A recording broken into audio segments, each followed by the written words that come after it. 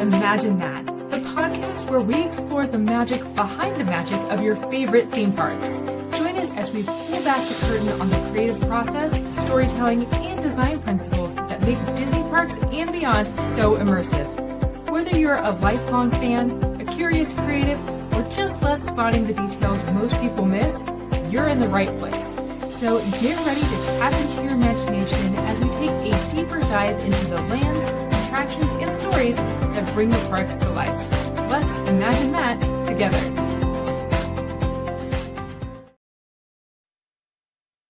Hello, everyone, and welcome to Imagine That, part of Walt's Powerman Productions. I'm one of your hosts, Amanda, and I'm here with Kevin. Kevin, how's it going? It's going great. Ready to talk some Disney.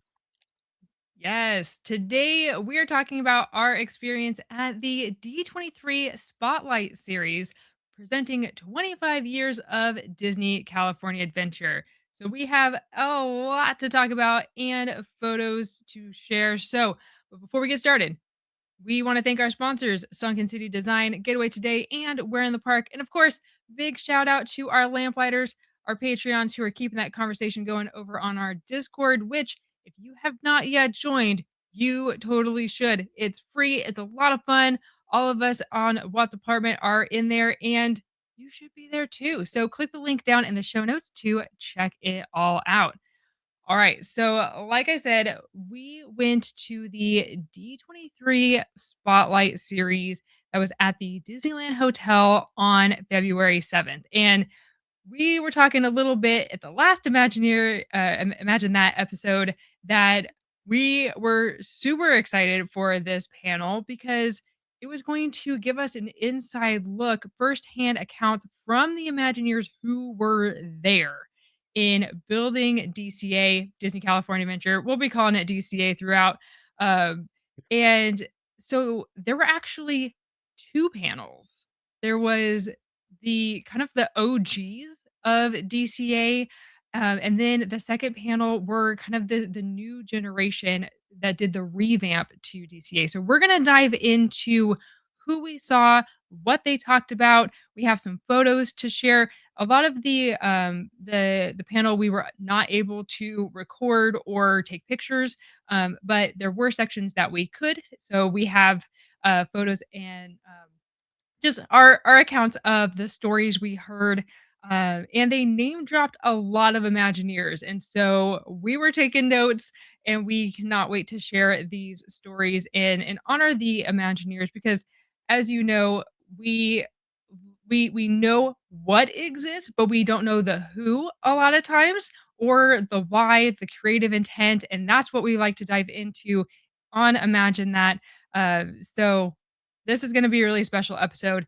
If you are not watching us over on YouTube, highly recommend you check it out because then you can see everything that we got going on visually. And we also found some concept art that they did show on the screens. Again, we're not able to take pictures of what they showed on the screens, but we do recall what was shown and we found those online. So we got those for you as well. So, Kevin, who was in the first panel? I was worried I was gonna be quizzed on it right away. I know Barry Oh, Braverman no. was there, and Tim Delaney was there. I draw a blank on the other ones because I don't really think of them first when I think of old school Disney over here. Let me see. I got your picture if you want to pull that guy up for everybody. Yes. Okay, well, Um, first off, okay, yeah. wait, let me just pull up my pictures real quick like. So, we have, um oh, wait, I hit the wrong button. StreamYard, I'll get this down eventually, you'll see. Alright, so first off, here we are, going up the escalators to the Disneyland Hotel. So we have this wonderful to event sign. This was over by, the Goofy's Kitchen area. So you go up the escalators there, and then they had some tables where they were checking everybody in. And then we got a special lanyard. So that was always nice. Gotta love a celebratory lanyard. And we also got a limited release Sunglass Shack pin, the dinosaur from the OG DCA days with the dinosaur with the sunglasses. So that was a really cool pin. We were not part of the VIP experience part of it. We just got the general admission. Yeah, we just didn't do the World of Color dessert party. We've done it before, so we didn't feel like we Yes. really needed to. But also, it's kind of funny with that pin. They never really went into detail about that section of the park. So they didn't talk about the dinosaur. They didn't talk about the sunglasses. They didn't talk about the crazy California theme that was over there. So, but they still gave us the pin for us. I don't know if it was a miscommunication with the panel versus who was creating the swag for it, but it's I all good. do I do know that they were pressed for time, because the first panel, I think, went a little long, and then the second panel had to cut something short, but they were just going into their stories and everything, so I think if they had, like, another hour, they would have gotten into more details about Makes that side. sense. I was So, ready for I was the that 10-hour event, but you're right. It Oh, was like a yeah. 2-hour, All or was it 3 hours all crammed of us into there. like that? So, yeah, it was still good. Yeah, all of us there would have been there all day. 100%.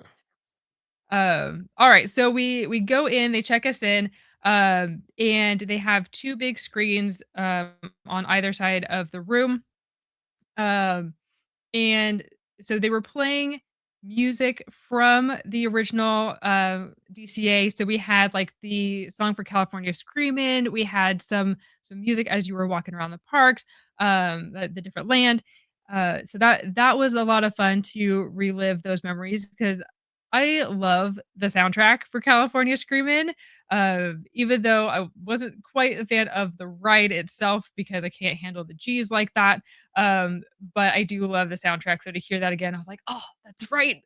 Oh, that's so great."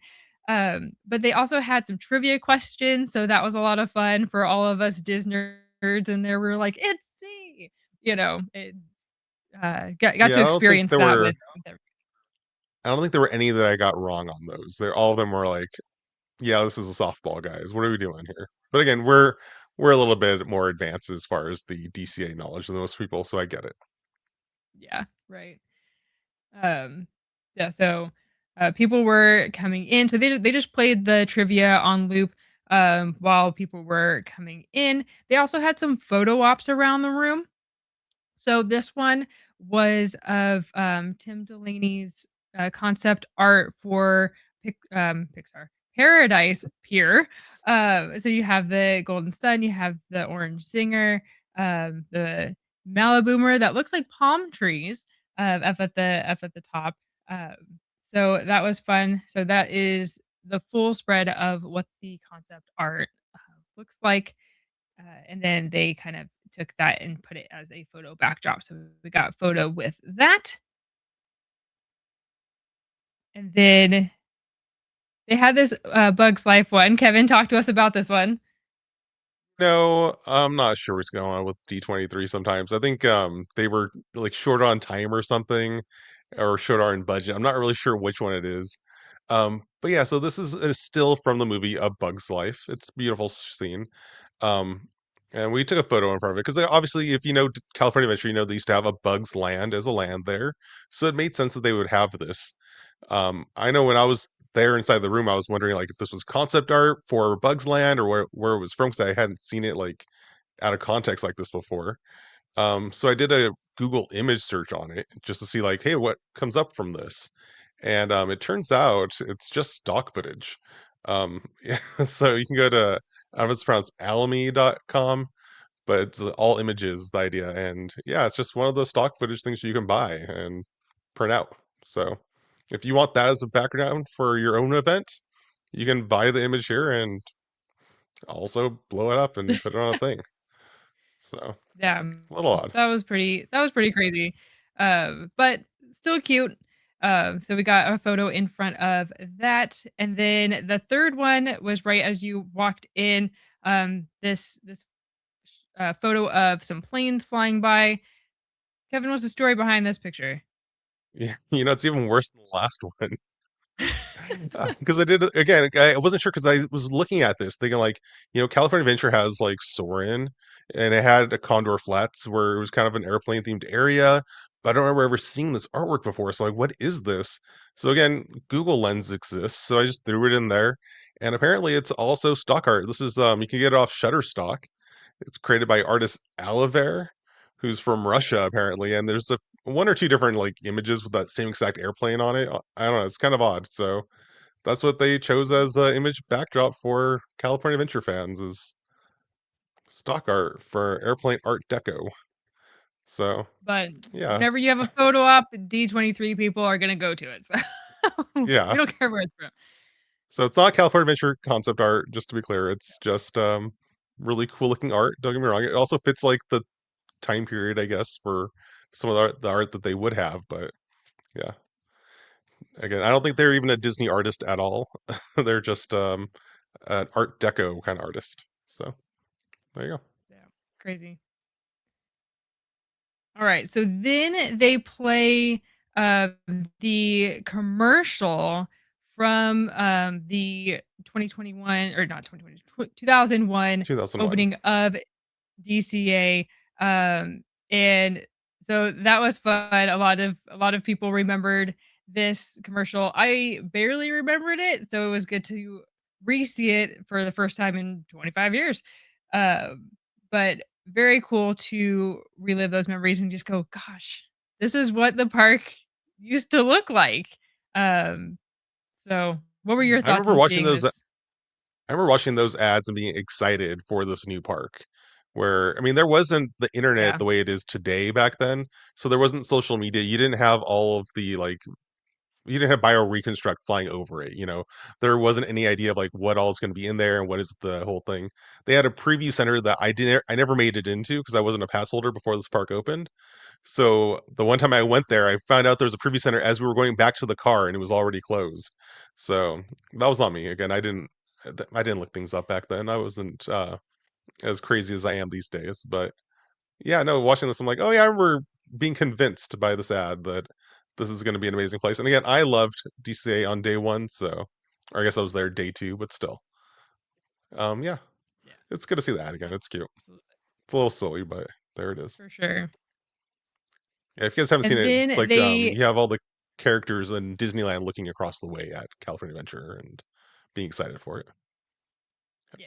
Then the Alright, and then they played, Roy E. Disney's, dedication speech, as they were dedicating DCA, so I think we can here, wait, I'll play it back a little bit. And welcome to the dawn of a new golden dream. For countless a little years, quiet. the world has come to California in search of golden dreams and for the chance to explore new frontiers. Some came to find freedom, others to seek prosperity. But one pair of brothers, my Uncle Walt and my father Roy, had a dream like no other.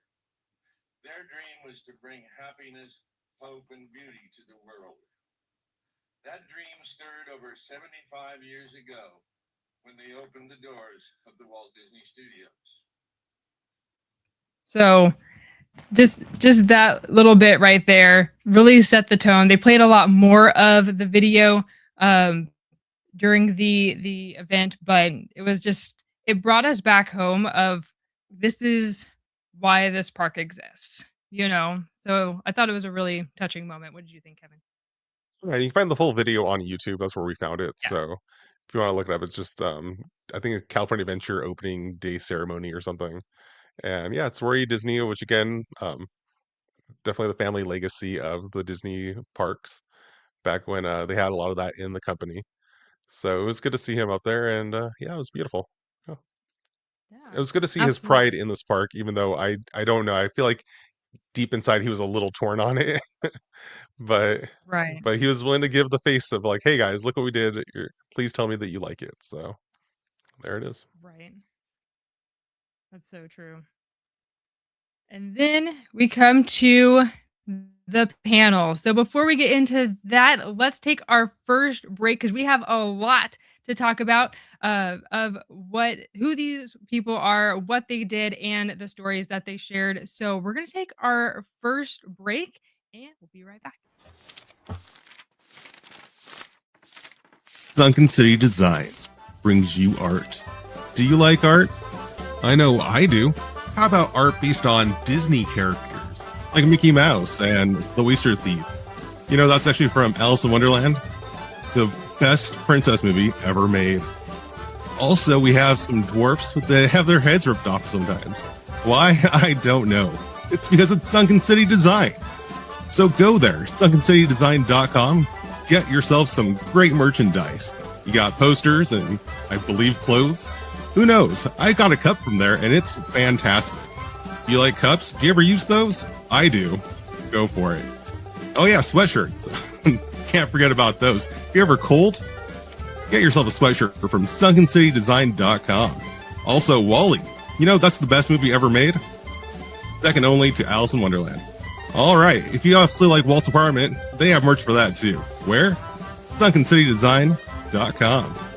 Hopefully you've already loaded up that site and you're looking at it and you have some items in your cart. Go ahead and check out as soon as you can because the show's about to come back on. All right, everybody. We appreciate you. We do appreciate you and Lou from Sunken City Designs. That is Sunken City Designs with an S. And be sure that you're following him on all the socials because he has all kinds of things coming up, including next August. Be sure to mark your calendar for the whole month of August because he has a special exhibit that he is putting together called Sacred Art. And it is going to be fantastic. There's going to be a big opening celebration that first weekend of August 2026. And then the event is going on all month long. So we're going to be there. We're going to be celebrating Lou and all of his hard work in putting this exhibit together. And you should be there too. So be sure that you're following him on all the socials and you'll be updated. So, all right, let's get back to the first panel. So we have Barry Braverman. He is the executive show producer for DCA. Kathy Rogers, also executive show producer. Rick Rothschild is creative executive producer and director, and Tim Delaney, executive designer. So, such a Yeah, like I cool was lineup.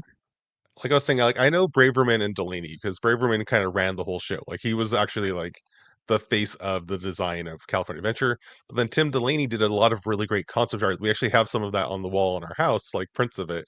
So I know their names, whereas Rothschild and Rogers, I don't really think of them first for some reason. So it was great to see them and hear their stories to learn more about what they were doing. So Yeah. yeah.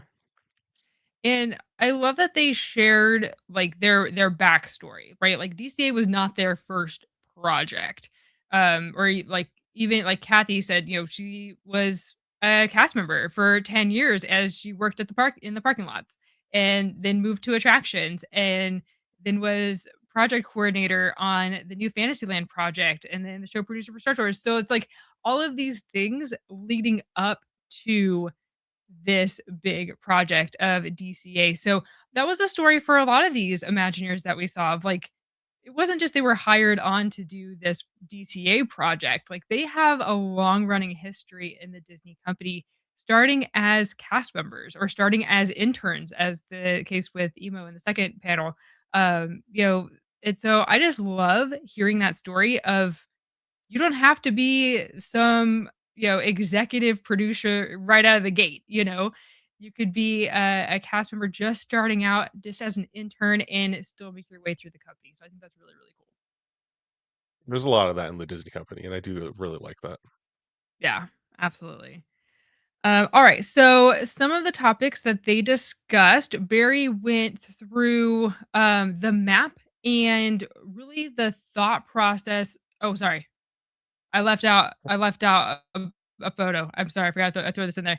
So Tim Delaney did the Starcade Space Bureau. Like, how awesome is this? So if you are in the extended queue area for Space Mountain and you have the giant mural that goes all the way like around the room of the different space things um, in the upper part of the Starcade, that's a Tim Delaney piece. Like, that's awesome. We'll hear a He did lot that more back in about the his works. 70s. Yeah. Yeah, crazy. So yeah, Crazy. All right. So here we go. So we have can I make this bigger? Wonderful. sure. All right. So the map and the thought process behind DCA. So they were talking about how they had this giant parking lot. right across from Disneyland. And so they had to build the Mickey and Friends parking structure to accommodate all of these cars while they are building DCA. So that happened. We also had the Grand Californian Hotel built at the same time. And Barry had mentioned that they had the opportunity, this is a quote, we had the opportunity to engage the service of Peter Dominic, the architecture who designed the Wilderness Lodge. And he took the inspiration from the Ahwahnee Lodge from Yosemite. And when you do a side by side of the Ahwahnee Lodge and the Grand Californian, you can see a lot of the similarities, which I think is really cool. I hadn't really looked into the inspiration. Obviously, I knew it was the arts and crafts style of California, but to see the similarities between the two lodges were really cool. Yeah, and you said So, it kinda and I quickly didn't know though, the he name. again yeah, he was the architect for the Wilderness Lodge, which is one of the hotels over at Walt Disney World, and it is a really beautiful hotel also, and it does have a very similar feel to the Grand Californian. A lot of people who, have been to both, especially because Wilderness Lodge, I believe, was built first, they're like, "Why did they copy that over here?" But it's one of those things where it's like, "Yeah, but it actually fits the theme here a little better," so yeah, it is a beautiful hotel. We stayed there once, and it was amazing. You have the, monorail going through it in one section of this hotel because, again, they had to work around what was already there, and they were gonna just, reconfigure the monorail beam, so, yeah, it's kind of amazing, Yeah. as far as an engineering feat to have a hotel and a theme park, and you even have the other you have the shopping district. You have Downtown Disney right there as well, all right next to a city. You're in the middle of a city next to one of the world's most popular theme parks, and it's this huge construction site that was all happening at the same time. So they kind of really try to drive that home of like all the conditions that they were under as they were designing and building this park and everything else that goes along with it. Because again, it wasn't just the park; it was the parking structure, it was the hotel, it was the downtown Disney area. And talking about Yeah. downtown It Disney, it was it was a uh, Yeah. So, Tim Delaney shared a great story of how they knew that there was going to be some sort of shopping district, but they had some shops that were going to be leasing out space, and okay, that's great. But then the big question that they always have is, how do we make this Disney and not just a random shopping center? And so Tim shared a story of Marty Sklar coming up to him while they were waiting for the elevator and said, "Hey, we have a meeting with Michael Eisner in 5 days. You gotta help us out. Like, what are we gonna do? We need something that actually says Disney." And so Tim said, I ended up creating images that were just the concept of the idea, but not necessarily like what actually happened. And I think that was a great reminder of concept art is just the idea, the feeling that we are supposed to get out of the space that they actually build. It's not supposed to be a one for one match. I think a lot of times as guests, we're like, hey, the concept art said this and we didn't get it, but we do get the feeling, we get the energy, we get the inspiration of where what direction the Imagineers are going. So, yeah, definitely. yeah. Yeah, so what you see on the screen here is what was presented to Michael Eisner, and he's like, "Yes, let's do this. This is exactly what I was talking about, that energy, that vibe of bringing this to downtown Disney." So, obviously, as you look at it, not quite what we got, but you can see a lot of the inspiration, and, the direction that they were going. So yeah, but I just think that this is just a beautiful piece in and of itself, so good job, Tim. I know it seems exciting, versus a mall. So I was just looking at that, like it looks like it's Rainforest Cafe, but it looks like the one over in Florida.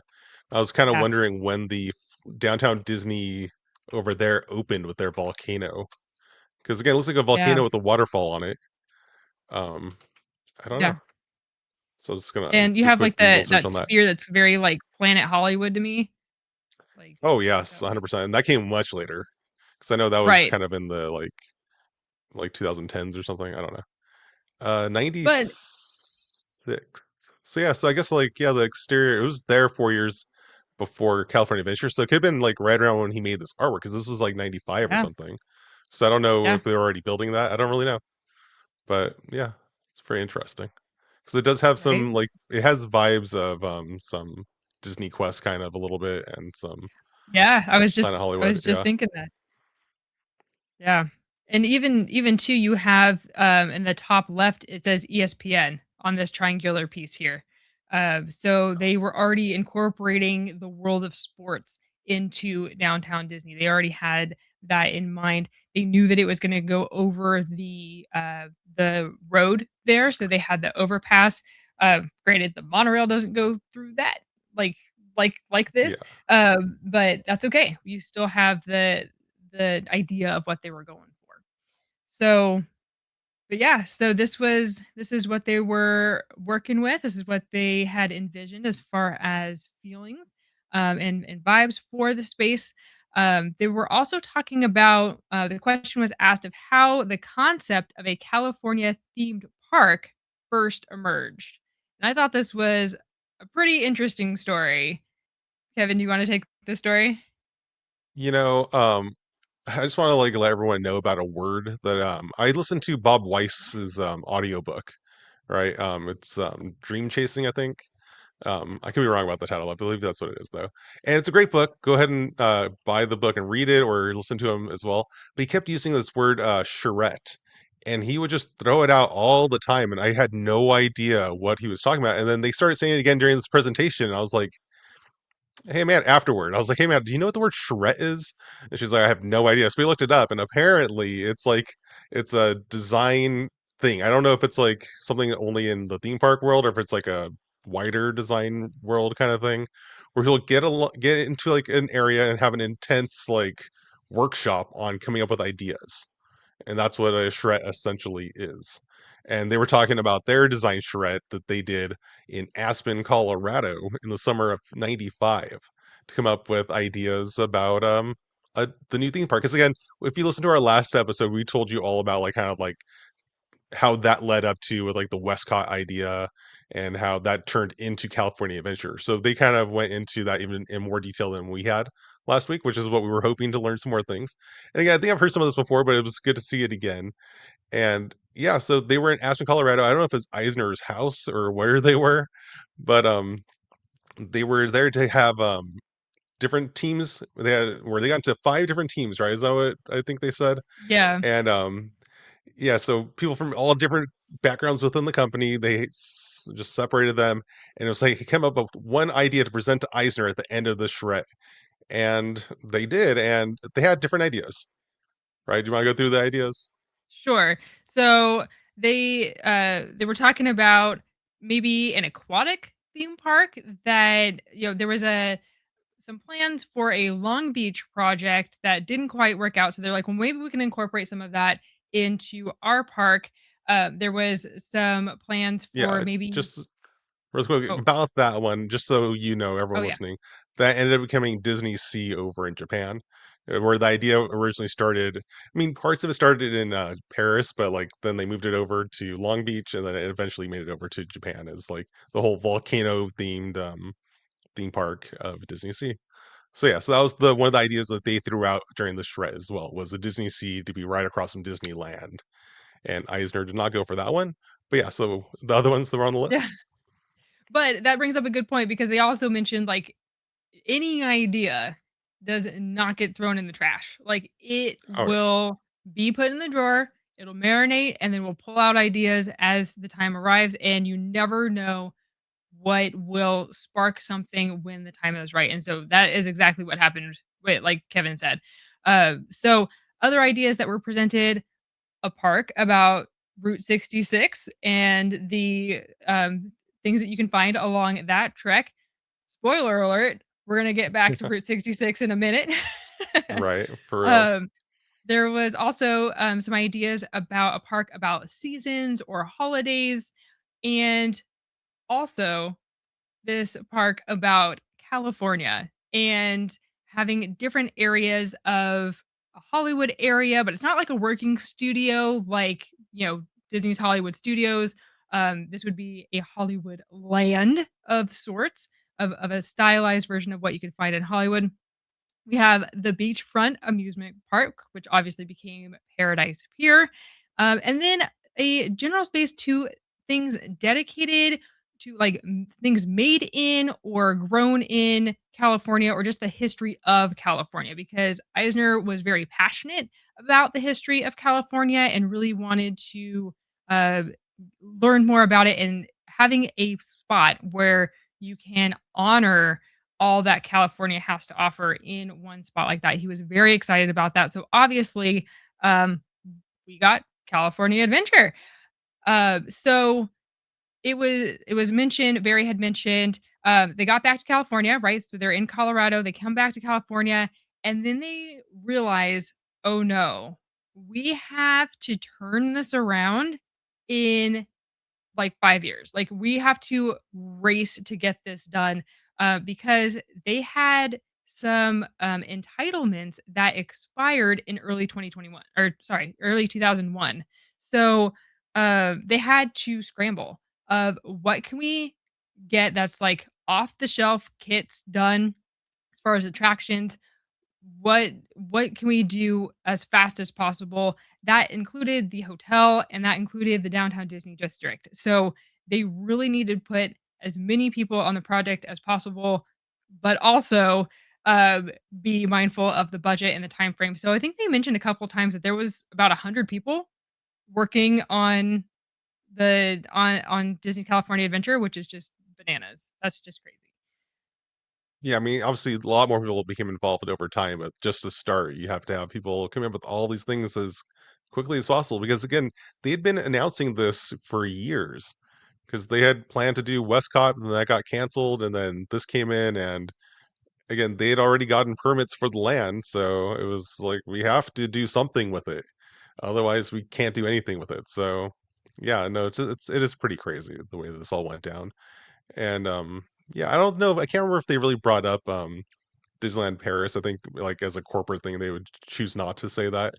I think I brought it up on our last episode, where that really was one of the driving factors for where they had to cut budgets and just do things as quickly and as inexpensively as possible. Because usually, if something is done quickly, it means it costs more. So they were in this weird battle of like, we have to do everything really fast, but also for less money than we had planned to. So yeah, it is a wild world. But again, they didn't really dwell on that. That's just me dwelling on it because it is crazy to think about. Yeah, absolutely. And so they showed some concept art and some pictures like behind the scenes Imagineering of photos with Marty in front of this big model of DCA of how things were going to work and how the flow was going to be. They mentioned Chris Carradine, and he was mentioned a few times throughout the presentation. But Rick said that without Chris, the environment that everyone walks today and the structures that are still around today are because of Chris. So, shout out to Chris. He was the architect and VP of design of the design development team at WDI, and that included Pleasure Island development team with Rick. So they went back and had multiple projects that they worked on, not just the DCA project. So I thought that was really cool. And then, do you have something to add on that, Kevin? No, I was just thinking, like, for some reason, I feel like Chris Carradine doesn't really get a lot of acknowledgement, Oh, especially in the band community. So it was good to hear him being given his 15 minutes of fame over here. So yeah. yeah. Like I said, he was mentioned a few times, and we have a name drop for him a little bit later on when we get to Hollywood Pictures backlot. Um, But they were also talking about Karen Armitage. She was the senior concept designer for 26 years at Walt Disney Imagineering from 77 to 2003. And she's worked on a lot of different projects, including DCA. So the photo that they had with Marty, she was in there, Chris was there, and Steve Byer was there as well. So that was a fun picture to see. And then Tim Delaney was talking about the entrance to Disney California Adventure. Um, Kevin, you want to talk about the grand entrance to DCA? I mean, I think most of us who like if you know a lot about California Adventure and you know that entrance that used to be there before it became Buena Vista Street, we all know now that it's supposed to be like you're walking into a 3D postcard. So they went through that mentality of how it was Tim, the guy who designed it, describing his mentality on like why he designed it the way he did, and how the idea was that how do you get into this place themed on California? Like, and it was like naturally the idea is that you would get a postcard and you'd go into it. And now you're in the postcard place of California because, again, he saw California as a very tourist destination, and it is. Um, so yeah, I don't remember if he explained exactly why he chose the big California letters to go in front of the park. I know he chose the Golden Gate Bridge because obviously it's an icon of California. It makes sense. Um, Yeah. I yeah. think it was Uh, because it was that postcard look where it has like the greetings from California and it's like really big and sprawled out. So I thought he had mentioned that with the letters it became an interactive piece where people would take photos. It was a very, in today's term, like very Instagrammable, oh yeah. before Instagram was a thing. But a lot of people were taking pictures, and then of course they decorated the letters for the holidays. I know we have lots of pictures in front of the letters, so definitely an iconic look. But then he was also talking about the tile walls that led into the space, and so there was some details that I did not know about these walls. So, they are in a classic California Catalina style, and all of them are hand painted and hand created. And I also saw an article, they didn't quite mention it here, but it had to be designed at 105% because then when they like fire the tiles, it shrinks. And so they had to account for that shrinkage to still fit in this space. And they mentioned too that like DCA doesn't have a berm like Disneyland does. And so this was kind of the first section where they could have a large piece to not only block the show buildings behind it, but also the sight lines. So trying to block out some of the power lines and stuff, because this is in an urban area. So you have the town, the residential areas right behind it. You have the Anaheim Convention Center right behind it. So trying to block some of those sight lines. But anyway, the tile walls, they were done by two artists, Dmitry Lazaroff and Theodora. Oh, sorry, Kurchev, maybe. I think it's Khrushchev. It's Kurchev. It's Kurkchiev, and they were with the TND Design Studio in San Pedro. And so they created this beautiful piece, 17,000 pieces. And yeah, it was just gorgeous. And it had all kinds of different things representing California. I really wish we still had them today, being as detail oriented as we are now, because it was definitely something that I took for granted. I don't know about you, but Well, I totally took it for granted. I'd walk past that every time. Just I would glance at it. I would appreciate it, but like not like spend the time to really stare at it. I was just looking them up. I didn't know Dimitri and Teddy. Theodore went by Teddy apparently, and they were a married couple. I did not know that. And oh, that's poor fun. I look. Yeah, Dimitri passed away a year and a half ago in June of 2024. Mm, So I'm looking at his obituary over here. But yeah, no, it's again amazing work of art. I wish I I believe they just demolished it. I don't think they actually preserved much of it.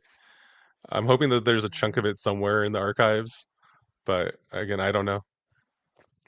Again, I Yeah, loved it, but yeah, there it is. for sure. But they were talking about how the Golden Gate Bridge is right behind it, right? And so that served as the break. It's like the tunnels at Disneyland, were acted as the portal to the rest of the park. And then you had the monorail that goes through, or not through, but like on the Golden Gate Bridge. So you have the kinetics of that as well. And then you have the sun icon with the wave behind it, symbolizing, of course, the golden sun and all of the ocean that we have here in California. So a very picturesque view and stepping into that postcard of California. So it's gonna be like a 4-hour show. We gotta like speed this up. Oh, yeah. I'm over here going down the rabbit hole. Apparently, Teddy passed away 6 months earlier in June of 2024, so Oh, they're that's so both no longer sad. with us. That's sad. Oh my goodness. Well, I'm glad But we can anyway, I'm just honor here to them be the here downer. too. Yeah, definitely. Okay. To have their names out there because I feel like Dmitry Lazaroff and Yes. Teddy Kirchev aren't names that I was familiar with, so it's good to have it where we were told that Yeah. so we can share it with everybody. Yeah, absolutely. All right. So they were talking about the entrance, having the train as, of course, a nod to Walt and his love of trains. So of course you had the Burbank ice cream, the engineered toys. Like it's just super cute. And we also saw a piece of concept art, I've Kevin. not been able to find another copy of it. I've been looking everywhere for it because I'd never seen it before. Where for this entrance, we have the picture of if you're watching it, where they had the old information booth across from where the train was, and that was supposed to look, according to that concept art, just like the crossroads of the world over at Hollywood Studios, which is based on a location over in actual Hollywood, over off I think Sunset Boulevard. So yeah, so it's very interesting that they plan to go full MGM, present day Hollywood Studios. With this, but they ended up going with this icon, which I don't know if that's representing anything in California. Maybe it's like mission style is what they're going for. Yeah, I mean this the right side is very much like the kind of like the train station um look to it. So maybe one of the train stations. I don't know. I don't know. That would be a deeper dive. Yeah. But thank you, Yesterland, for the photos. Oh yes. Then, of course, you have the concept art for the Golden Sun in a few different iterations. This one, obviously, we did not get, but we see what they were going for. Something Yeah. There's one where shiny, something. it's like a glass orb on a pedestal Yeah, inside of a sun shape for those listening. yeah, Yeah. So it was very interesting design. It looks like it's a lot bigger than the one we got too, because there's right. people on this art who are very small compared to the sun. Yeah. Um, all right. Oh wait. So we'll just keep it on. Let me just stop my share because we're gonna get ahead of ourselves with there. So next up, they were talking about the Hollywood Pictures backlot. So I have a lovely article from Yesterland that shows pictures of that. So Kevin, what can you tell us about the Hollywood Pictures backlot? We were told it was produced by Corey Solson, I believe you pronounce that name. And yeah, so the idea was they wanted an area based in Hollywood. Like I said, they were planning on the MGM Studios, Crossroads of the World to enter into this whole park. But instead they went, hey, to the left was gonna be the Hollywood section, and they used these elephants on pedestals um from what's that movie called? Intolerance from the Intolerance. Yeah. 1920s. Which if you're familiar with that movie, it's not a great message. But it is a classic. It was like one of the first like big like silent movies that really I guess like they spent a lot of money on. It was I used to know the name of the director, but it's he was a big guy. Like he was it was a big name making a big movie and it became an icon for Hollywood. But like it has some racist undertones to it, so people don't really kind of give it the admiration that they used to. There used to be these Right. elephants over at the what's that called? The over across from the El Capitan Theater in Hollywood, Hollywood and Yeah. Vine, or not Hollywood Vine, sorry, the Hollywood and Highland. That shopping Right. center used to have these same exact looking elephants on pedestals, but even bigger.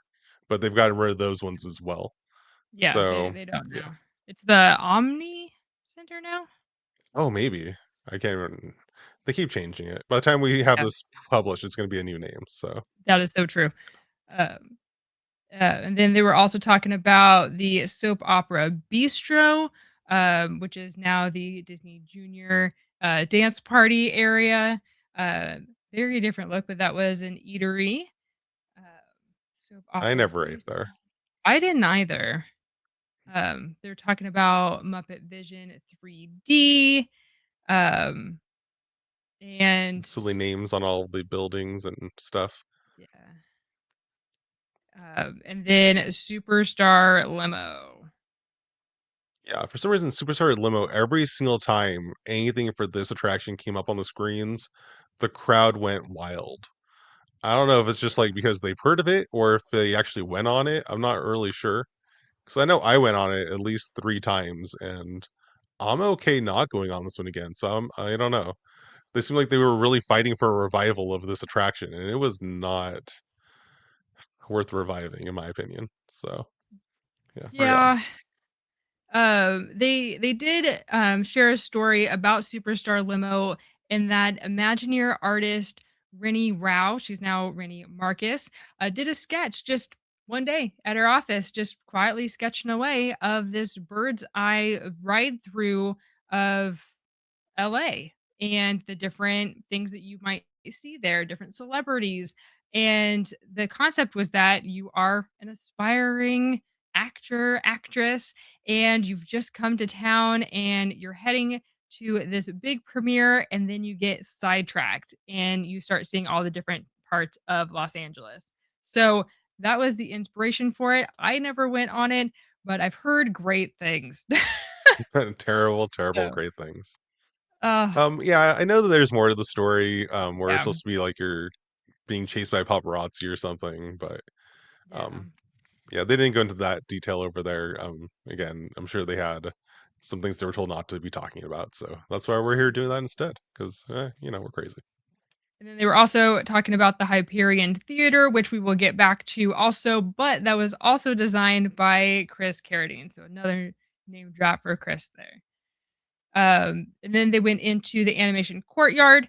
So of course we still have the animation courtyard today. It's a beautiful space where you can go in and you have all of these screens that have the um, different movies, different songs from movies playing, and you get to see different concept art and what actually came to fruition. And so Peter Schneider and Tom Schumacher, they were instrumental in making that happen and bringing those images to those screens. And then they were talking about the different things that, the little offshoots of, you had the animator's palette, which was a live action and film combination where the animator would create Mushu and talk about how Mushu was created, and then he would come to life and interact with the animator. And then we had Turtle Talk, which, before that was a film that was also at MGM Studios, but we love Turtle Talk, always a great time. And then the Sorcerer's Workshop and the Beast Library and all that. So they were kinda going over what was there and what is there now. So, Yeah, yeah. I was trying to think of when they were talking about that Mushu thing. I'm like, I don't remember yeah, that being there. I kind of have a vague memory of over where they still do on the Animation Academy. yeah, I think they used to have a segment in there where they would talk to Mushu before you would start drawing. So I think that's really what they were talking about for that. I don't think it was its yeah, own Turtle Talk kind of experience. I think it was just a pre-recorded Mushu would talk to the animator in like a perfect timing kind of back and forth. And the film that used to be over where Turtle Talk is today was Back to Neverland with Robin Williams and uh, and Walter Cronkite as well, but mostly Robin Williams. So again, I remember seeing that one when I was a kid over in Epcot, and then when California Adventure, I was already an adult. So yeah, to see it again, I was like, oh wow, I remember this from 11 years ago when I watched it. So it was kind of an old thing, but then again, that goes back to what we were saying was that they had no time to open this park with like something. So they just yeah. pulled a movie that had been playing for 11 years, maybe longer over at MGM Studios. Yeah, But and yeah, they mentioned too that they knew right off the bat that this was going to be a park that expanded at some point in the future. And so they talked about how odd the configuration is and the layout is. Not your typical theme park layout, but they had space behind it in different ways that could be expanded, and they will expand as we know. But it was kind of like, what can we do right now? Like, what let's get the bare bones of this, and then we can expand later.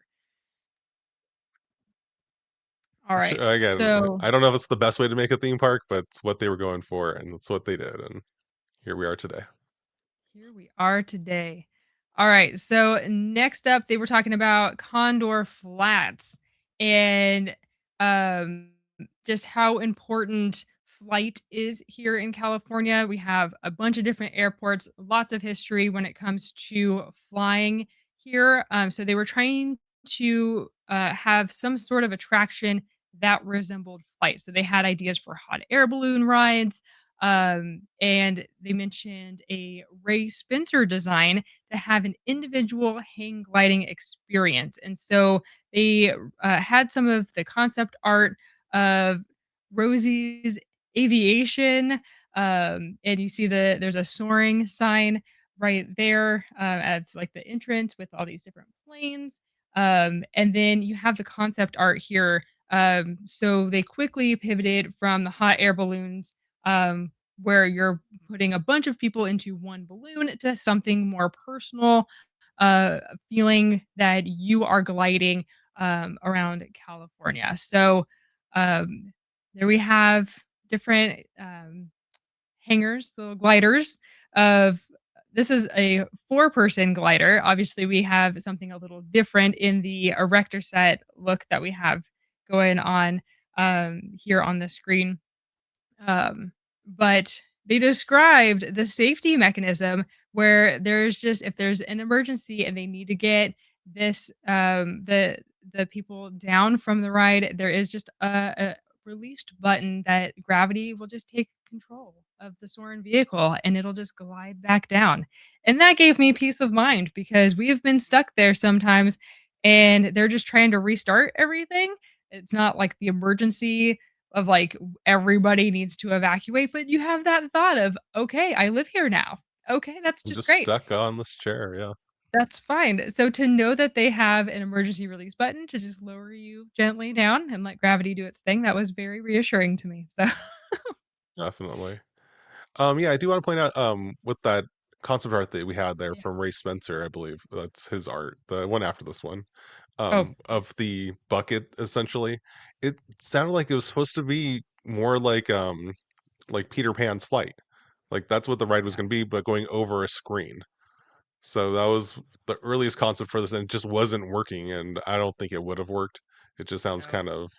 kinda weird. And I don't think they mentioned his name, but like again, a lot of these screenshots that we have, this concept art I found it was actually in the Imagineering story on Disney Plus. So that's where I was able to find this because I haven't found this. When I saw it there, I thought it was my first time seeing it because in that documentary, this is like up on the screen for like 1.5 seconds. It just comes up really fast and moves on really like fast paced. But I found it, so I took a screenshot so you can like look at it here a little bit longer. Um, but yeah, so it was, Mark Sumner is the one who actually designed the, Rector set based, uh, conveyance that we have today that goes up and can go down safely, like Amanda was saying. Yeah. And so they did a lot of behind the scenes storytelling of how this was the very first time or one of the first times that fully computer aided design was used to help make decisions in this. They name dropped Alec Shriver. He was the show designer and producer, and Dynamic Structures is a company up in Canada that helped design the ride. And Jerry Goldsmith is the composer from California, who did all of the music for Soarin' over California. And they share the story that he was so excited to do this project because not only is he from California, but he also grew up watching the planes take off at LAX. And that is just, he was just so excited of, yes, I would love to do something with flight and bring this all together. And we love the music for Soarin' over California. Like, it's just fantastic. No, he was definitely the best choice for the composer for that attraction. I mean, I don't know who they Yeah. got to do, Soarin' Around the World. I don't know what the Soarin', over the USA or whatever it's gonna be called is gonna be coming from, but Jerry Goldsmith's Soarin' Over California's music is just perfect. Yeah. Um, and then they also had these storyboards of the flight path through the redwoods and Lake Tahoe, and they shared a story which I thought was fantastic about the Lake Tahoe scene, where they really wanted the footage of the blue water, like Lake Tahoe, Keep Tahoe blue, like, they really wanted to show the blue lake, and they waited 2 weeks out there for it to snow. Like, they were waiting, waiting, waiting for the snow, and it finally did. They took off, went up to shoot, and the lake below was all fogged in. So you couldn't see any of the lake. So that's why when you're on Soarin' and you go up and over the mountain, there's just trees and snow, and it's beautiful, but you're supposed to see the lake below. So, yeah, but then they were Yeah, sharing some go ahead. oh, I just thought it was crazy, where if you're looking at this on YouTube, it has, like, this path going through the redwoods, and they were saying that they drew that up just based off of, like, their visits to there, because, like, they pointed out this is before Google Maps. We couldn't just do an aerial view of this. Like, we didn't know for sure if this was gonna work out, but based on the trees we saw and the art we made, we thought, "Hey, if, the helicopter goes through right here to do the shot, it should look pretty cool." And that's what we ended up getting. They said that that's pretty much the exact path that they went for the final video that we got on the attraction. So it's just all done by hand back then for all the computer aided help they had. Yeah, we didn't have the satellite images that we have today. So very interesting. Yeah. And you mentioned helicopters. They didn't have drones. Yeah. They used a helicopter with 5,000 feet of film at 48 frames. And so that gave them two 45-second takes.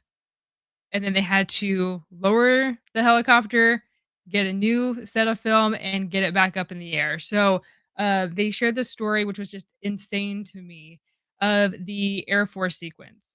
Um, and so they had the helicopter, and the helicopter has 90 minutes worth of fuel, and it's 15 minutes away to get to where the Air Force is. So it's 15 minutes there, 15 minutes back. So that meant only 60 minutes to actually film. And so, given that they only had two 45-second takes per roll of film, they had to do, they did 8 different takes. And so they had to fly, do the shot, do that twice, land, reload, and get it back up in the air all in 60 minutes. They did it 4 times.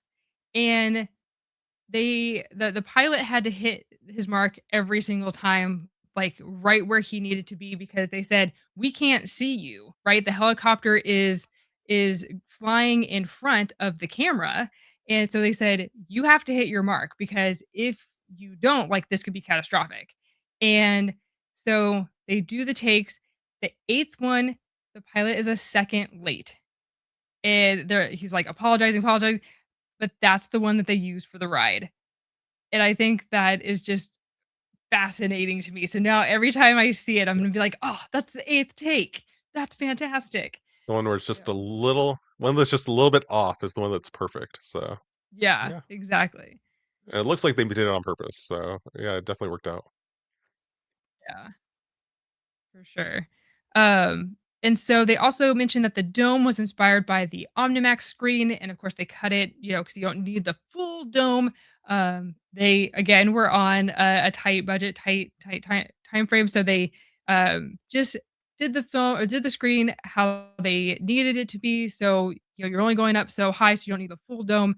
So they cut it off there, and then they also name dropped Pam Fishu, who did the whole story as you're walking into the Soarin' lobby. So all of those moments in California flight history, all of the pictures and the just the names of everyone that you see as you're walking down the hangar. Pam was responsible for putting all that together. So thank you, Pam. Yeah, definitely. All right. And then next up was Grizzly Peak. And I don't have anything on that, so I'm gonna stop sharing my screen. Um, so with Grizzly Peak, because Grizzly Peak is pretty much untouched from what we have today. It was inspired by the Sierra Nevadas, camping trips, and the California wilderness. So they did share some early photos of, the Grizzly Peak framework. They mentioned Harper Boyle. He was an indigenous artist who first worked at the Animal Kingdom, but he designed the bear and the mountain. And unfortunately, he shortly passed away shortly after DCA opened. But I was glad that they honored him, because again, these are names of people that we don't know. Yeah, So now every time I see the Bear Mountain, I'm gonna be like, "Thank you, Harper." You know? So, um, definitely, yeah. but yeah, I did not know, I assumed it was someone within Imagineering. I don't know, this guy obviously worked for Animal Kingdom. I don't know if he was just an outside artist that they would, like, consult with or if he was an official Imagineer. I'm not clear on that. It reminds me of, like, Raymond Kinman, the guy who does a lot of the woodwork, where he doesn't work at Flower Street. yeah, He's not an Imagineer as far as that goes, but if they need woodwork, he's who Imagineering goes to, so, yeah. yeah, for sure.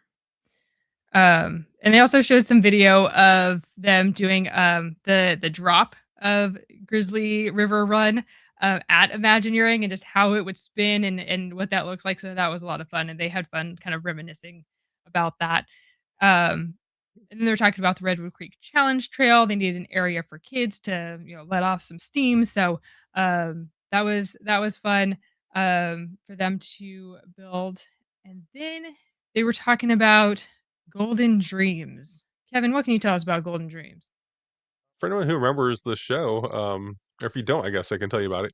It was kind of a story about the history of California. That was the whole concept for the show, which makes sense because again, this was supposed to be Westcott, right? It's like Epcot, but over here. So this was the educational part of the show.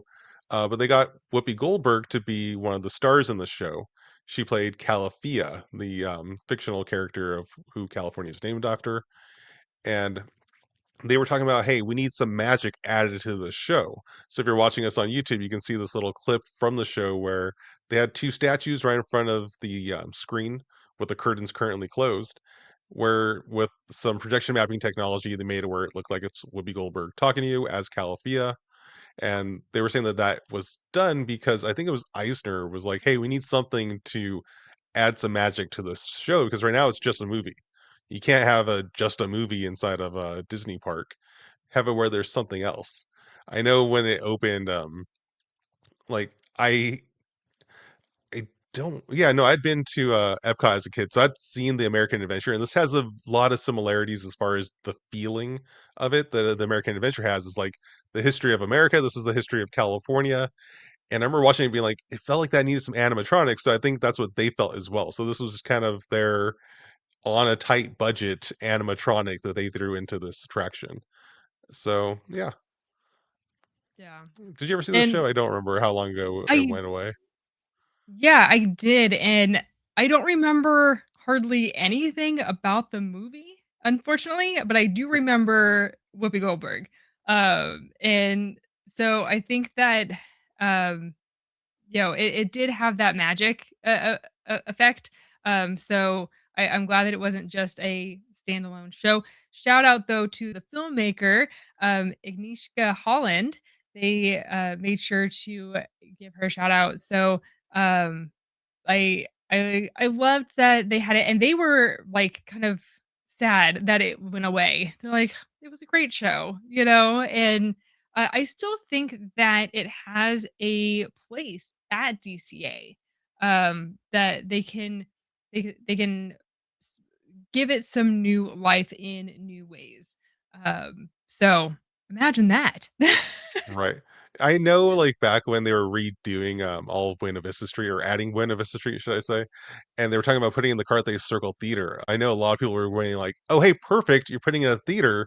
We have a movie that just lost its home. So let's Yeah. put the movie over there," but instead they turned it into a restaurant because, again, just as far as, like, dollars and cents goes, I get it. Like, what do you wanna do? Put in a movie that wasn't really getting a lot of butts in the seats or have a restaurant that's gonna be charging $100 a person for meals, so it makes sense on paper, I get it. but I would love it if they could put the show somewhere. I know the entire show is available on YouTube. If you haven't seen it and you want to see it, you can. So I don't want to spoil it for you, but Whoopi Goldberg does show up every once in a while and makes some magic happen. So yeah, it's a cute show. Yeah, I mean, it has like some absolutely. moments in there. There's one scene in there that I remember when I first saw it back in 2001 when like I first went there because I was there the day after opening day and I saw the show and I don't remember anything from it other than the scene where they had Chinese immigrants working on the railroads. And there's a scene in this film where they are putting dynamite into like a cliffside and they're running out of time to get out of there and like it went a little bit further in that original version with the explosions where they didn't show like the people like dying, but it got like so close you could tell like they did not survive that explosion.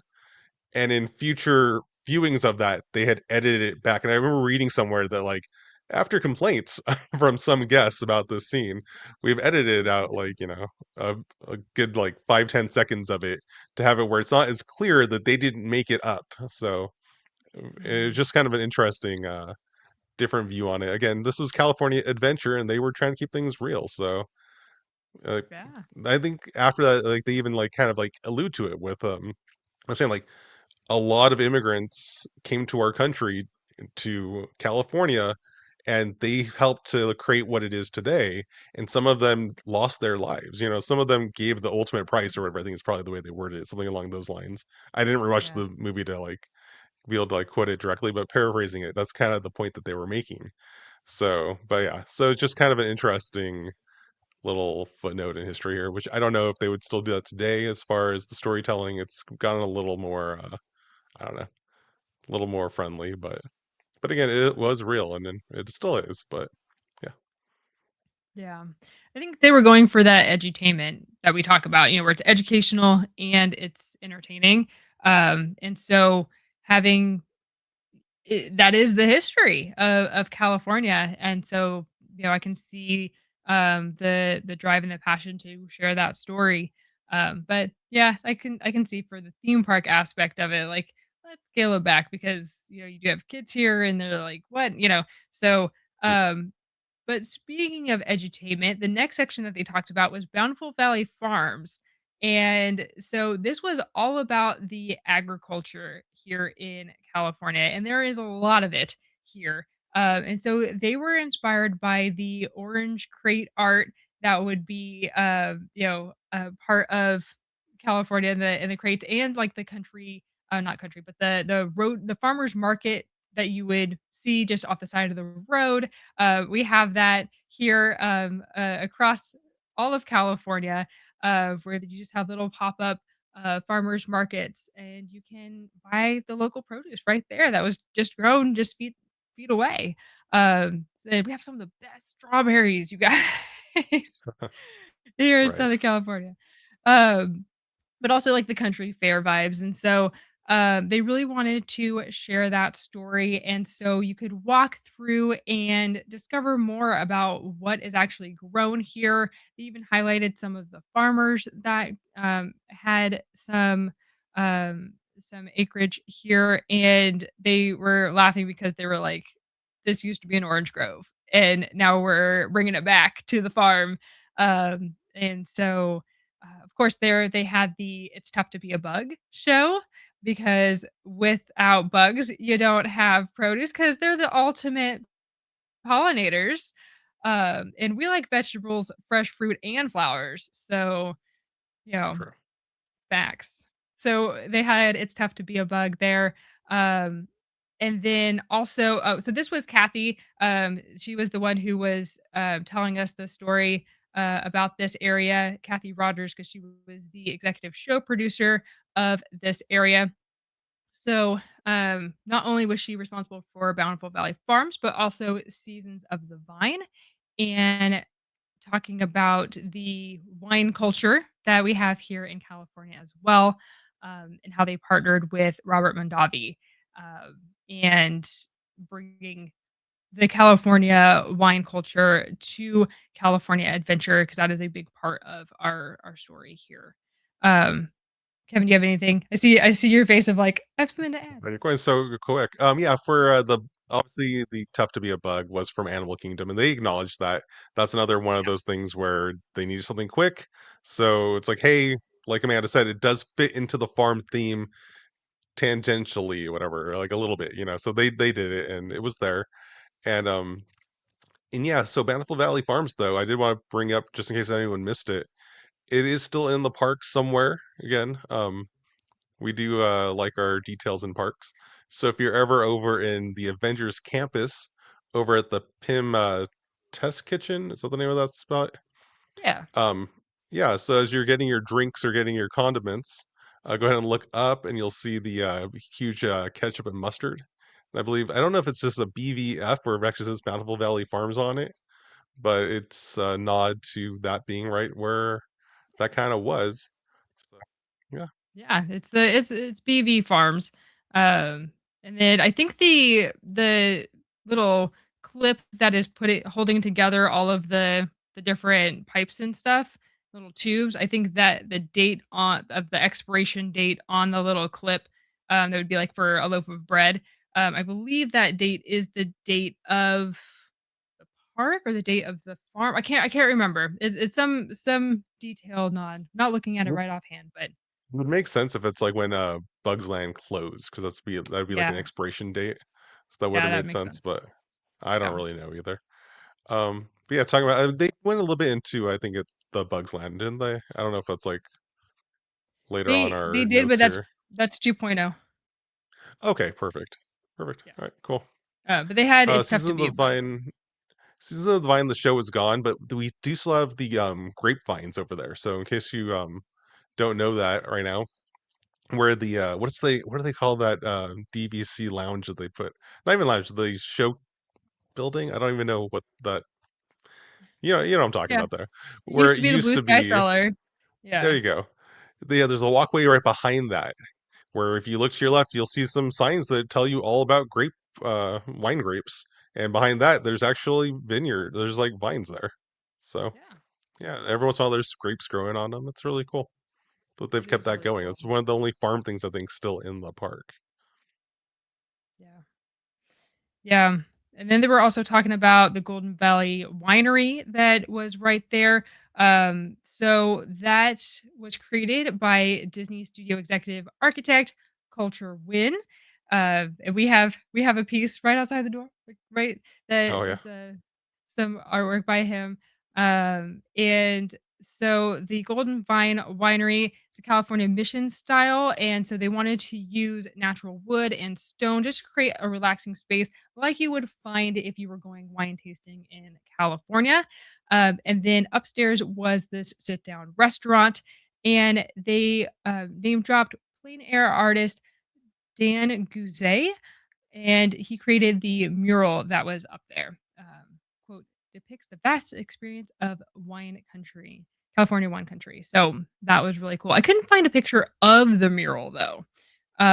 So if anybody has any details about anything that we're talking about, definitely hit us up over on Discord and let's have a conversation about it. Let's share pictures. For anyone wondering, that is where the Magic Key Terrace is today. Yes, thank you. And then also Kathy was talking about the Pacific Wharf, obviously inspired by Monterey Bay and Cannery Row.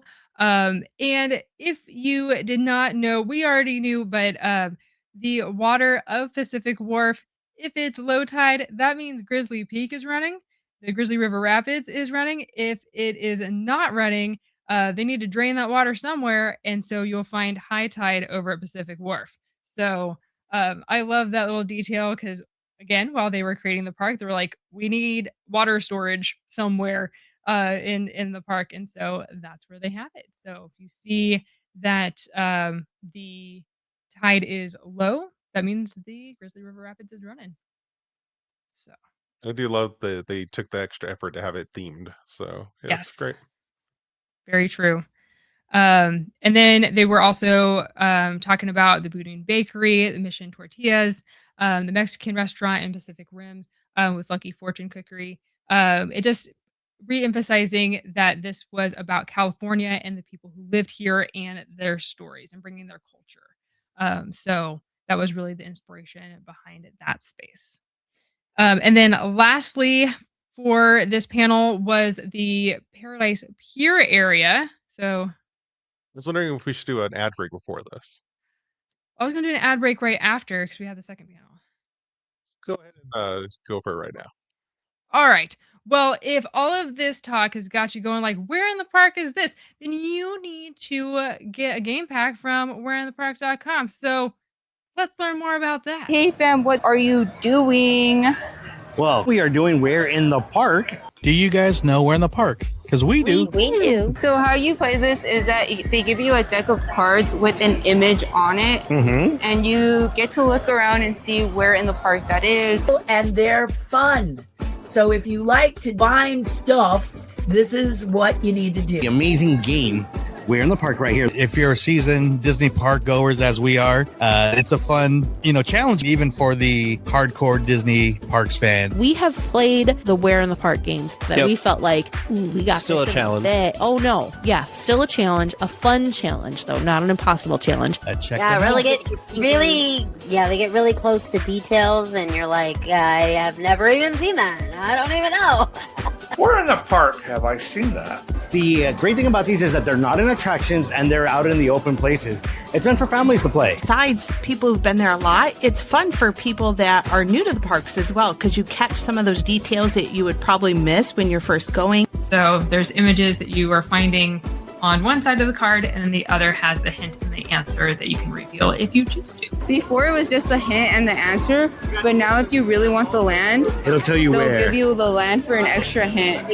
You guys can take as long as you wish without the hint. Without the hint, it's hard. But that's what makes it fun. But they do not just do Disney parks, obviously. What other parks do you guys actually cover? Universal and yeah. all that good stuff.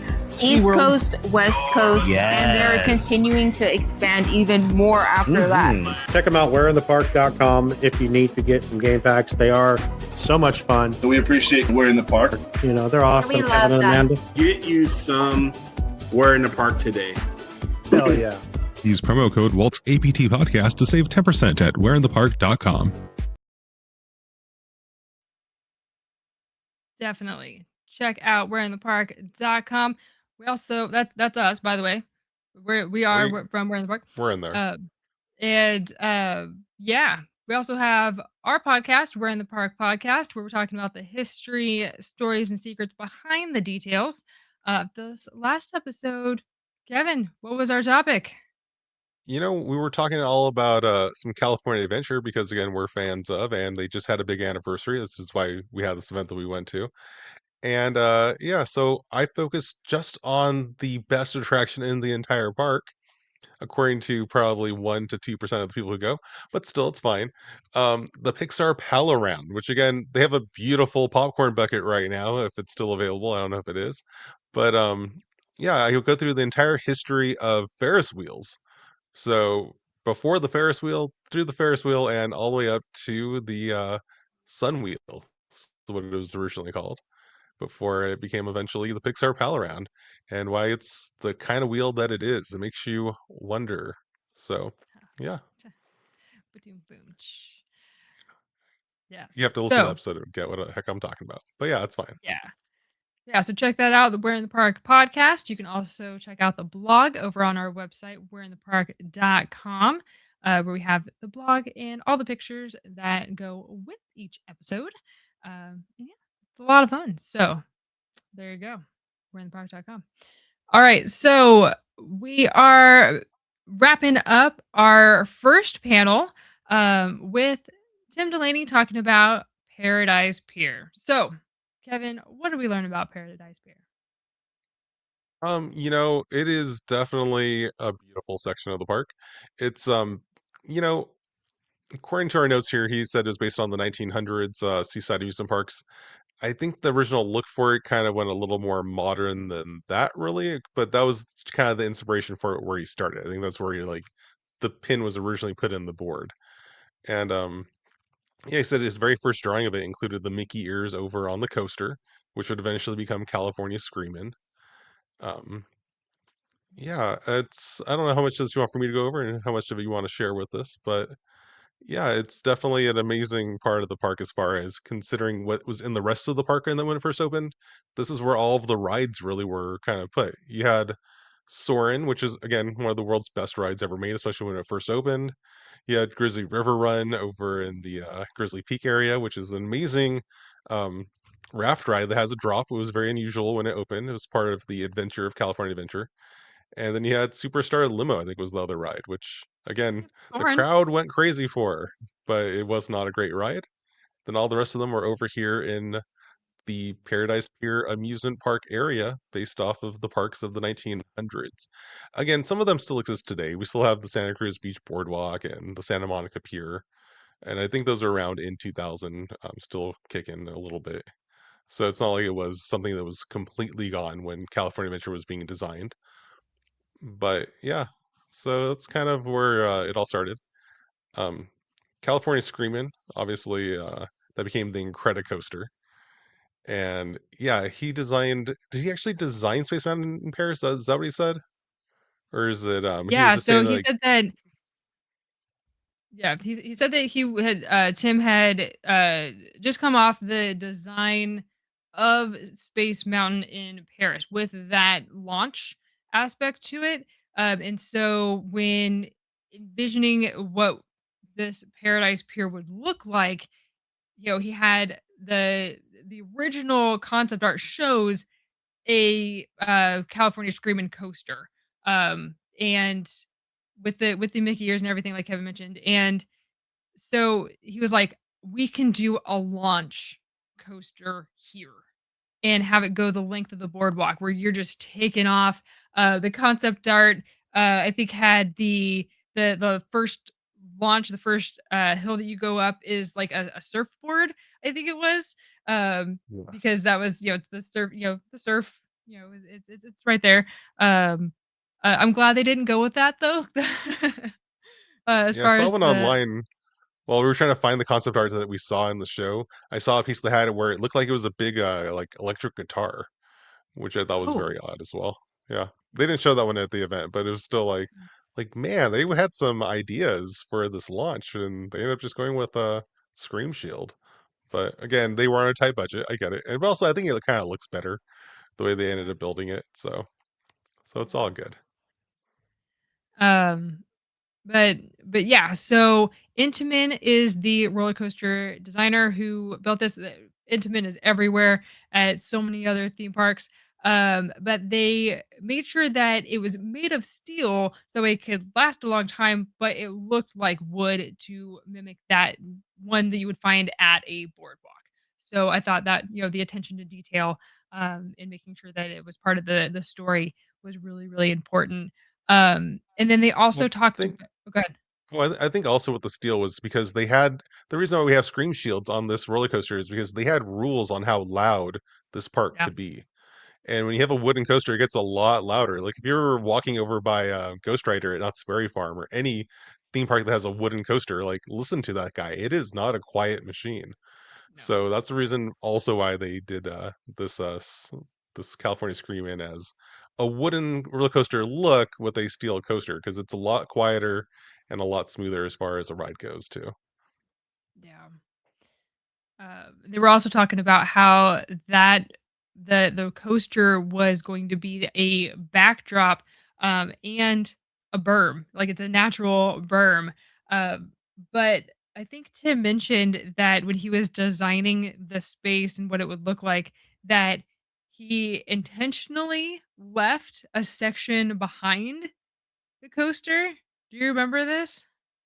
I've read about it outside. Like the way they said it during the panel was a little confusing. I agree, but I've read Yeah. about it before. I think it's in actually in Kevin Rafferty's book because I think this is Okay. when he was talking about. We'll get to this in the future, Yeah. but the idea though is that he designed it where you can remove parts of the ornamental footing of this thing because again, it has a lot more footing on it than it needs because it's a steel coaster that only needs so many. Like if you look at most theme parks that have steel coasters, they go really cheap on it, which is again really surprising for California Adventure that they didn't go cheap on this one as well for early California Adventure. but it had sections where they didn't really need it, so you could remove it and go past it. So, yeah, so that's what that was about. That's what it was. Knew there was something back there. Uh, but yeah, and then they were talking about the some of the original concept art for Paradise Pier and the different sections of it. So the Orange Stinger, they had a sketch by Eddie Sato, and we just lost him in December. He was the senior VP of concept design at WDI. So that was kind of a heartfelt moment because he just passed a couple months ago.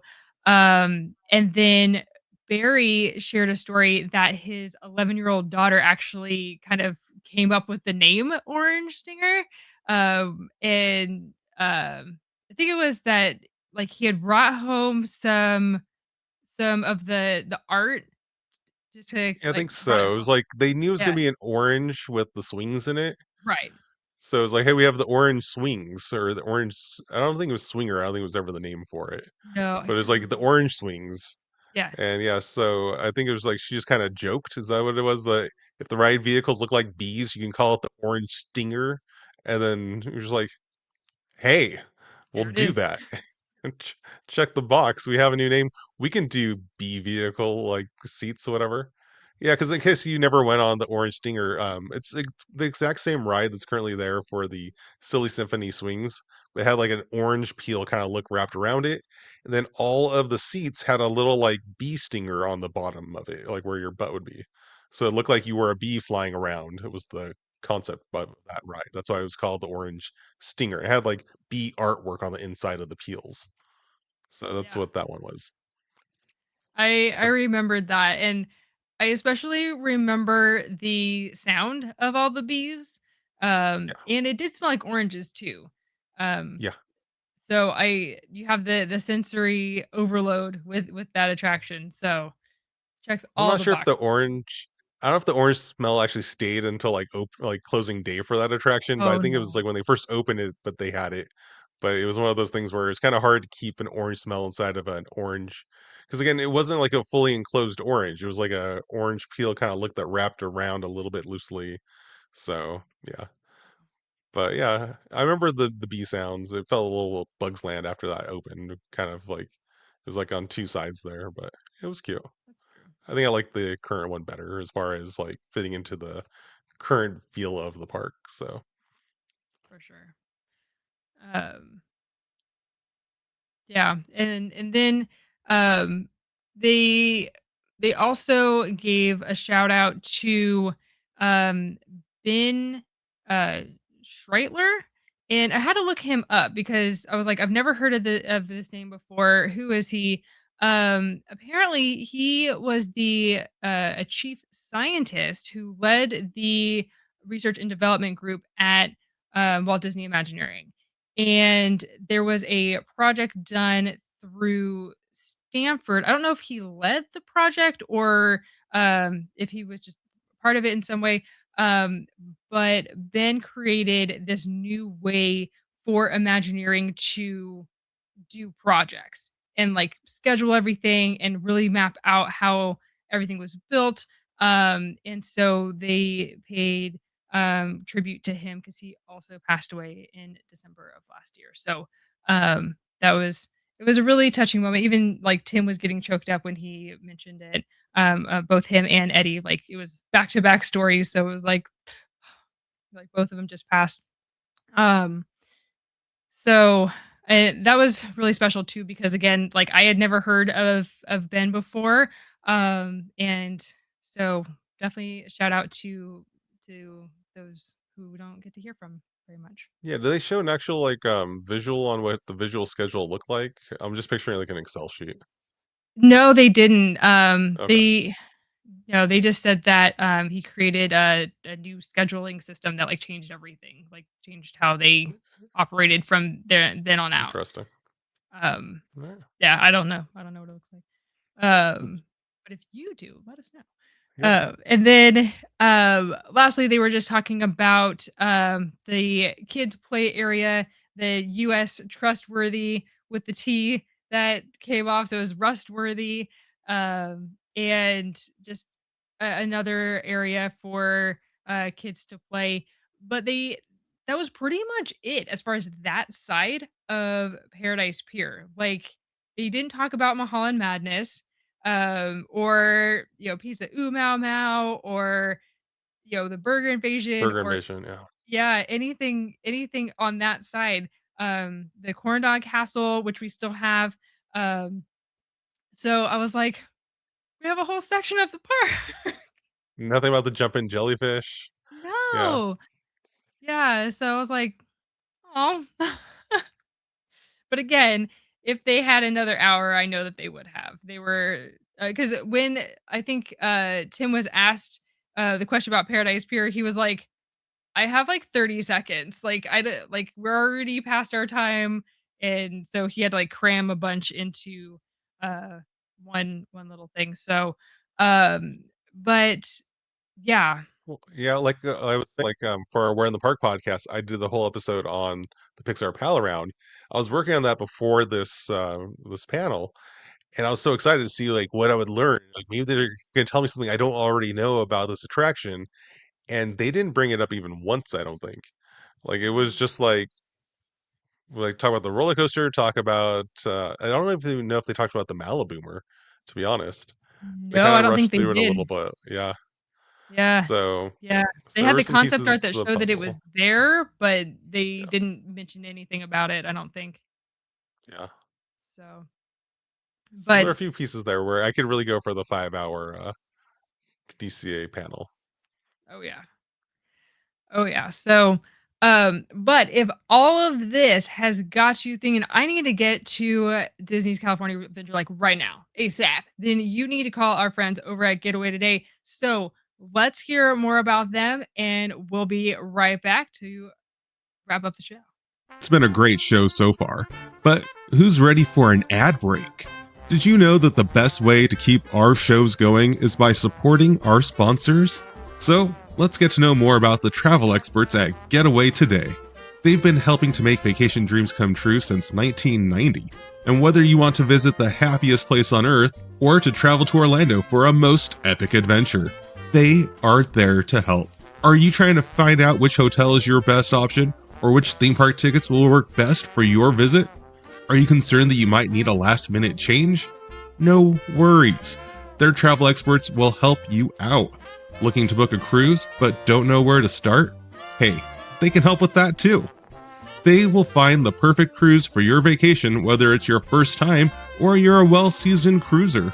When you book your cruise with one of the Getaway Today experts, you will have a dedicated agent to help you every step of the way. They take care of the details so you can have the most fun. Getaway Today offers peace of mind travel, allowing you to cancel or make changes up to 72 hours before your trip. You will always have the most up-to-date vacation information, both pre-arrival and upon welcome. Getaway Today guarantees the best prices, with no hidden fees, and every time you book through Getaway Today, they will donate a portion back to a charitable organization in your area. And so far, over $4.5 million have been donated. So go ahead and dial 1-855-GETAWAY, that's 1-855-438-2929, and be sure to tell them that Walt's Apartment sent you. Or just click the link in our show notes for more information and the best deals to start your Disney, Universal Studios, or cruise vacation planning. What I'm trying to say is, if you like to travel, check out Getaway Today. Alright, so now it's time to get back to enjoying that view from Walt's apartment. Let's get back to the show. Yes, definitely contact Getaway Today, and they will help you with even if you just have a question. We have used them and their resources on several occasions, and they are super helpful. So definitely check them out.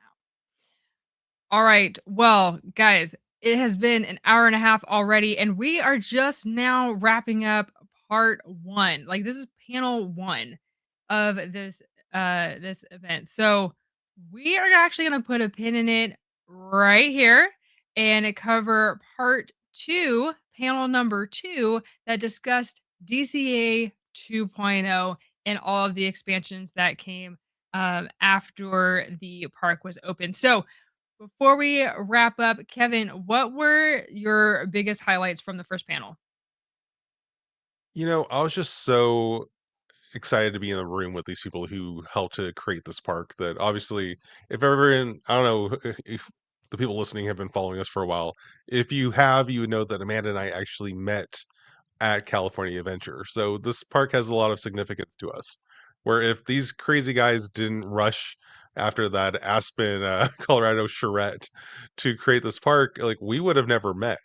So it means a lot to us. Like I said, downstairs in our house, we have a lot of concept art from early California Adventure, and that map that she showed with the opening day map.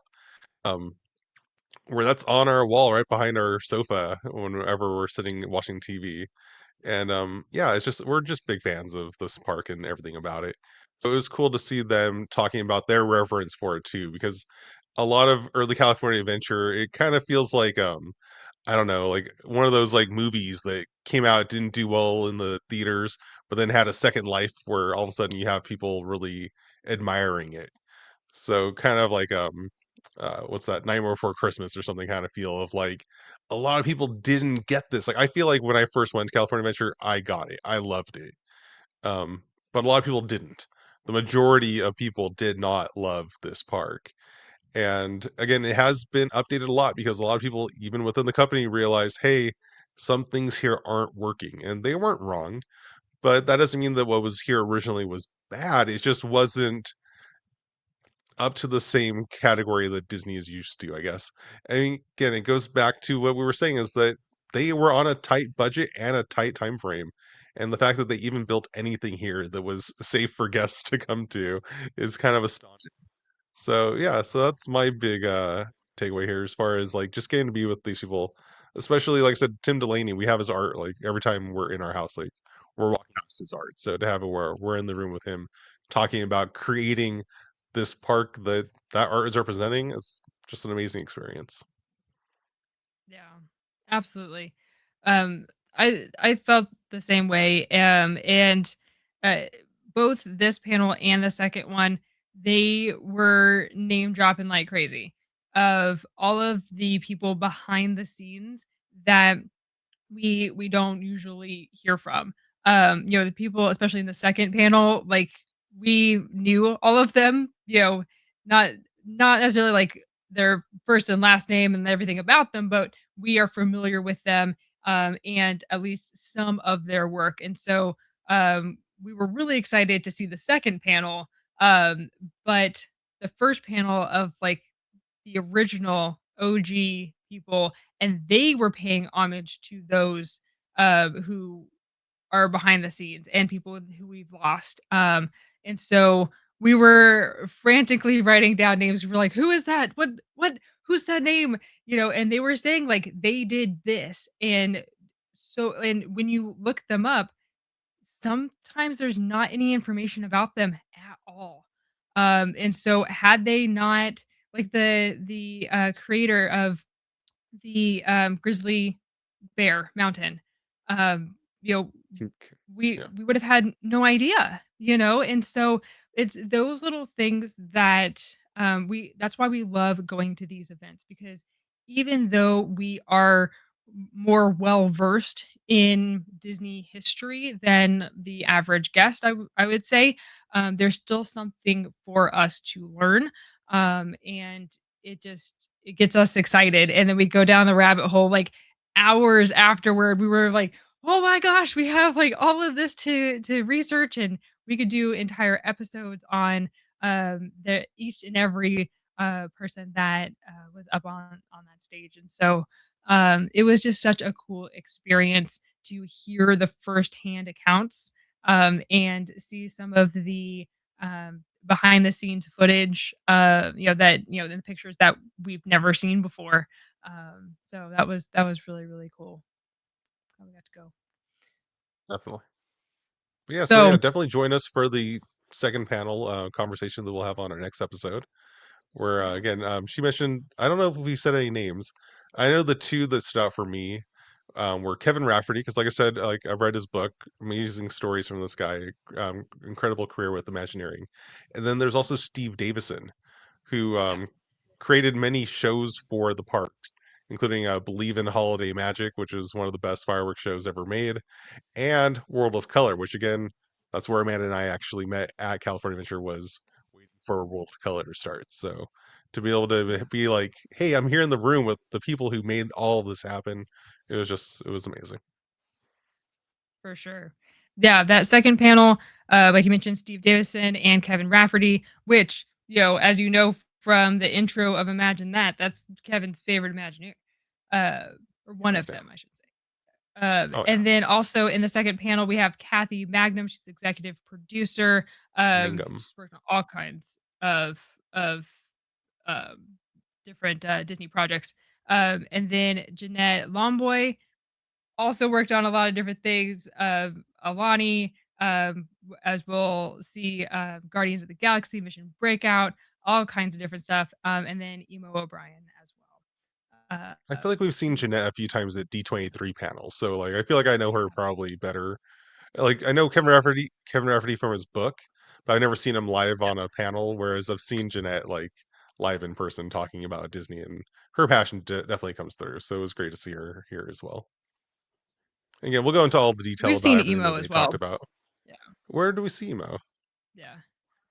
I don't She's remember. been on the stage and it's a panel. Panels. Okay. All right. She's been on she's been on, like, I think she was on the Imagineering story? Maybe like behind the attractions. She's Oh, done a maybe. lot. Um, we'll get into her story at the next episode as well, because they went into their backgrounds and all that, where they started and where they are now and all that. And so yeah, great event. But you just heard part one. So if you have enjoyed this episode, and I hope you have, then please scroll down on your podcast player and give us a 5-star rating. And if you have an extra minute to leave a written review or just share it with some other Disney fan, some Disney California love, then share it out with them. It would mean the world. It only takes a couple seconds. And it just tells Apple, Spotify, and all the other players that we are doing something awesome here. And it helps out the channel. And if you're checking us out on YouTube, hi. I hope you've enjoyed the pictures and videos that we've been sharing. And be sure to subscribe so you never miss an episode. Be sure to check out our amazing sponsors, our absolutely free Discord, and our Patreon page for all the details. The links to everything are in the show notes.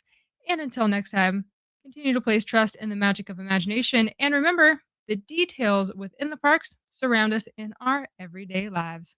Imagine that. Bye for now.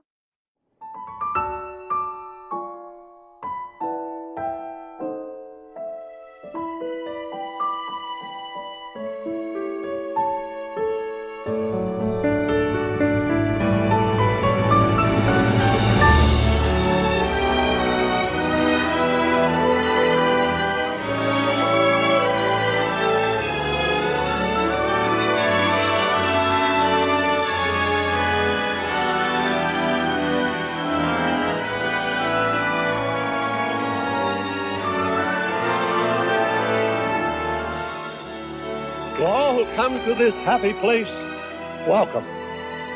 Disneyland is your land. Here age relives fond memories of the past, and here youth may savor the challenge and promise of the future. Disneyland is dedicated to the ideals, the dreams, and the hard facts that have created America, with the hope that it will be a source of joy and inspiration to all the world.